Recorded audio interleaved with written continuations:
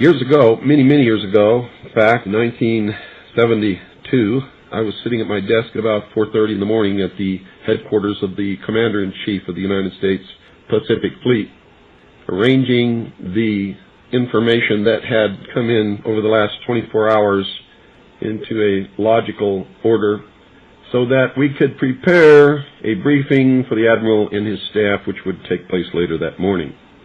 Among the papers I found on my desk was a document entitled Operation Majority, and it was not the entire paperwork involving this operation, but was merely a synopsis of the operation and projects contained under it. One of these projects was called Project Red Light. The purpose, according to this document, was to back-engineer captured extraterrestrial technology for adaptation into the United States space program. Now, I have since come to believe that the extraterrestrial portion of all of this is nonsense, but that the technology is real. I believe that many of us were shown these documents over the years so that later we would talk about it. I mean, how can you keep the existence of extraterrestrials, if they were real, a secret? And how could anyone keep quiet knowing that they had seen documentation, official government documents labeled top secret, that expressed that these extraterrestrials were real and had visited this earth? I wanted to know just how true all of this was, and I began a program of research to find out if extraterrestrials were real. The first thing I did was collect every bit of documentation that I could find, both from the Freedom of Information Act, from the research of others, from books that had been printed on the subject of UFOs, and of course through my network of friends in the intelligence community. What I discovered was amazing.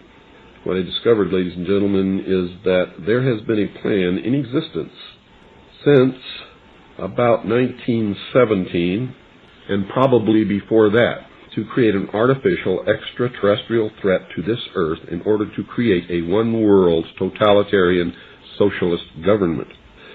One of the first documents that I found in my search was this one, the Imperial Japanese Mission 1917, a record of the reception throughout the United States of the special mission headed by Viscount Ishii.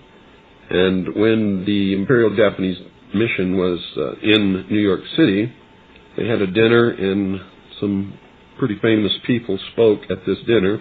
One of them was John Dewey. John Dewey is the father of our failing, disastrous public education system. Here's what he said. Listen very carefully. John Dewey, professor of philosophy in Columbia University, who was the next speaker, was listened to with great intentness. He said, quote, "Someone remarked that the best way to unite all the nations on this globe would be an attack from some other planet. In the face of such an alien enemy, people would respond with a sense of their unity of interest and purpose." Unquote. Now, bear in mind, folks, that's 1917. One of the next documents that I found, and I found quite a few, but one that's pretty important, is called the Report from Iron Mountain, The Probability and Desirability of Permanent Peace. Now, I encourage you to find this book, wherever you can find it. I don't know where you can get it, but find it. Page 66. Credibility, in fact, lies at the heart of the problem of developing a political substitute for war. This is where the space race proposals, in many ways so well suited as economic substitutes for war, fall short. The most ambitious and unrealistic space project cannot of itself generate a believable external menace.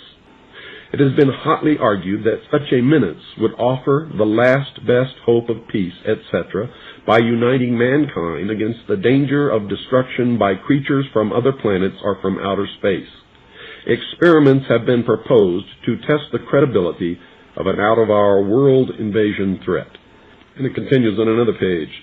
Nevertheless, an effective political substitute for war would require alternate enemies, some of which might seem equally far-fetched in the context of the current war system. It may be, for instance, that gross pollution of the environment can eventually replace the possibility of mass destruction by nuclear weapons as the principal substitute for war. Are you beginning to get the message, folks? Poisoning of the air and of the principal sources of food and water supply is already well advanced, and at first glance would seem promising in this respect. It constitutes a threat that can be dealt with only through social organization and political power. But from present indications, it will be a generation to a generation and a half before environmental pollution, however severe, will be sufficiently menacing on a global scale to offer a possible basis for a solution.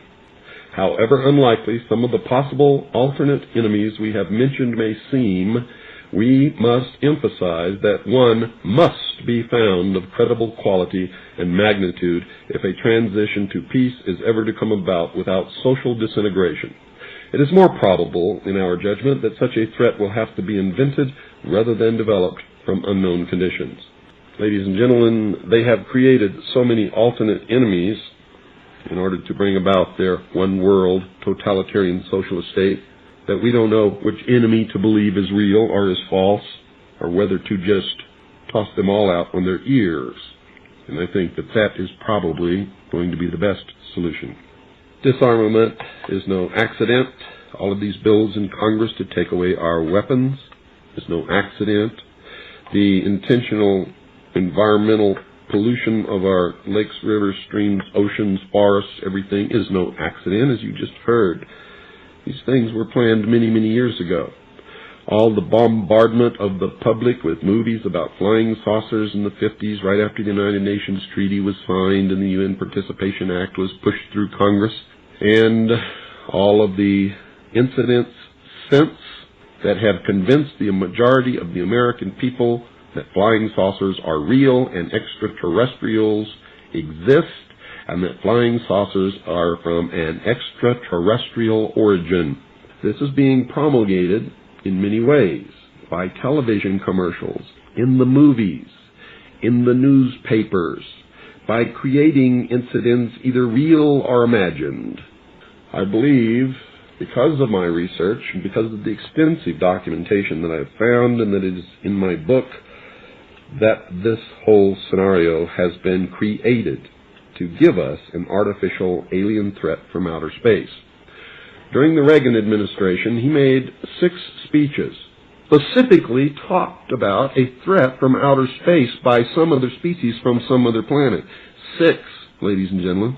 Why would the president repeat the same thing 6 times, tagged on to the ends of speeches by him? The speechwriters did not put that in the speech. Ronald Reagan added it himself. Perhaps we need some outside universal threat. I occasionally think how quickly our differences worldwide would vanish if we were facing an alien threat from outside this world. This was a powerful suggestion to implant into the minds of the people of the world that there really is a threat from some other species, from some other planet to this earth. Now, you people out there have been ignoring the UFO phenomenon for too long. It has all the earmarks of the most successful, most sophisticated mind control operation in the history of the world, and you are ignoring it. What better way to implement a plan to bring about a one-world government than to create the possibility in the minds of the people of the world that we are being threatened from some other species, from some other planet, and do it in a way that if anybody questions it or challenged it or wants to talk about it publicly, that they are ridiculed.